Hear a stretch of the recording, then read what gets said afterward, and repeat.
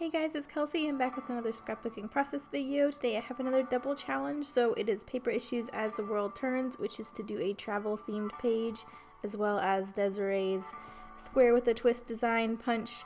Over on the Scaptacular Cropping Club, there are a few examples of what we were supposed to do. So I'm super happy about the travel challenge because I know I've been doing a lot of Bennet lately, which I have been loving. But I'm also falling behind in my pages, so I needed to take a little break to do a few of mine.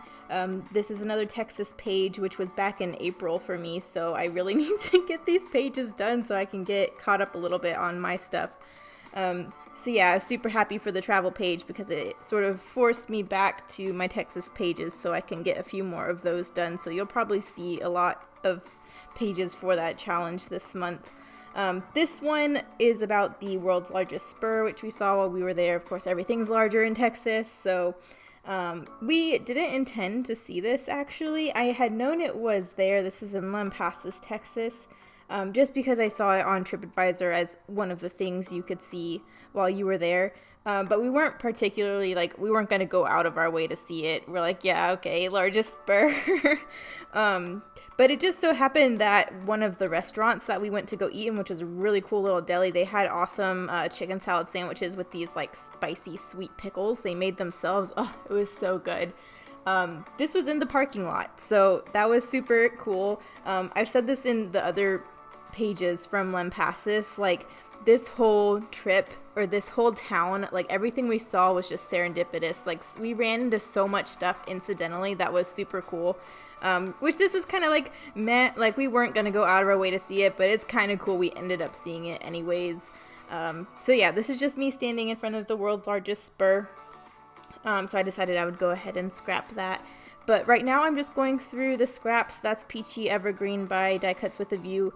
And I'm just punching some squares to start off with my design. I definitely want to start out with the Scaptacular Cropping Club design challenge, just because I know that's going to be the basis of the page.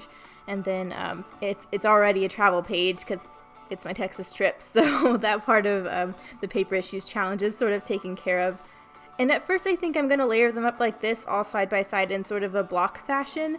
But I did see a few people sharing their designs for this challenge on the Scaptacular Cropping Club page, and they had pieced them together sort of diagonally like this. And I really liked how that looked better, so you'll see me turn them on their side and piece them together that way. But I did just need to cut a few more, so I'm getting those together right now. That's just a Becky Higgins corner rounder. There we go. And as always, when I do these paper piece type designs, I'm just trying to make sure that the colors and the patterns are spaced apart as evenly as possible. So I'm trying to make sure the pinks aren't next to each other and the yellows aren't next to each other. This background paper has that floral printed design in those two corners, so I figured I'd have this paper piece design coming out of the left-hand corner into the main area of the page, and then I would just mimic it in the upper right-hand corner. That way I sort of had a little something fun in all of the corners. I typically don't do that. I'll usually put something in the bottom right-hand corner and on this designed background, and then a little embellishment in the upper left-hand corner, and have that be the base for the elements. But this one, I guess I just decided to let those show completely and just use the bare parts of the page as the design, so that's what I went with.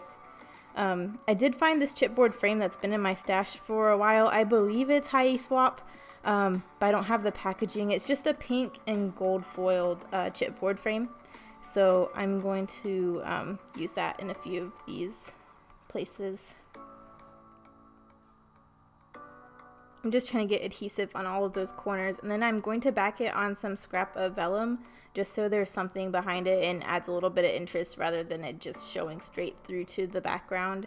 I thought that was interesting. I love using vellum as a layer. I'm down to the very scraps of my vellum booklet, so I need to get another vellum booklet, but I decided because I could see through it, I was going to layer up some doilies behind that just so you can see that lace work behind the vellum, and I think that's super pretty. And they're both sheer enough where you can still see that cornered, rounded, square design behind it, but it just added a little extra detail.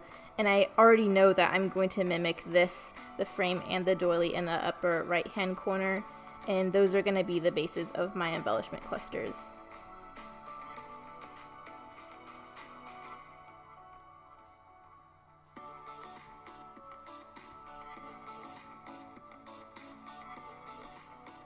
I've been having a really hard time. Thank you everyone who's commented my nails.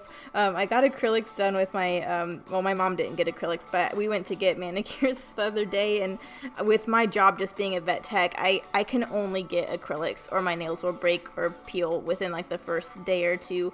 So I love when I have my nails done, but it's so hard to peel that double-sided tape backing off with them. So you've seen me use my scissors in the past couple videos to peel that backing off of the double-sided tape.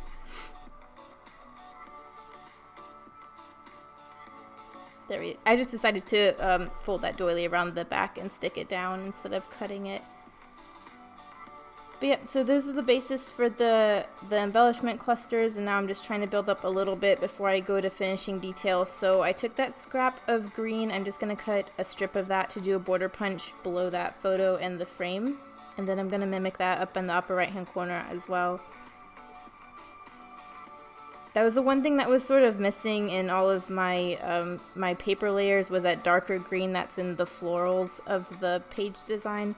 So I wanted to bring in that darker green.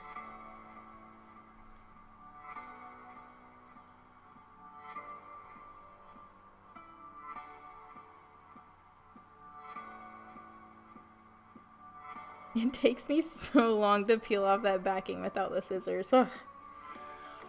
Last time I got them done, it was actually easier to peel off the backing, but I don't know if it's because I haven't had them done in so long, and then now having them done, I have to get used to them again. There I go with the scissors.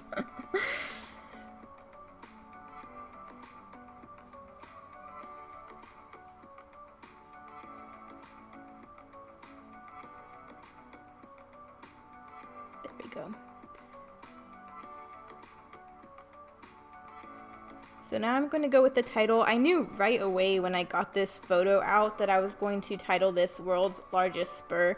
I had a very difficult time finding alphabets for it though, because all of those letters have R's and S's in them. So that meant if the entire title was going to be in one font, which I originally had wanted, there would have had to be 3 R's and 3 S's in the alphabet, which is impossible after you've used it a few times.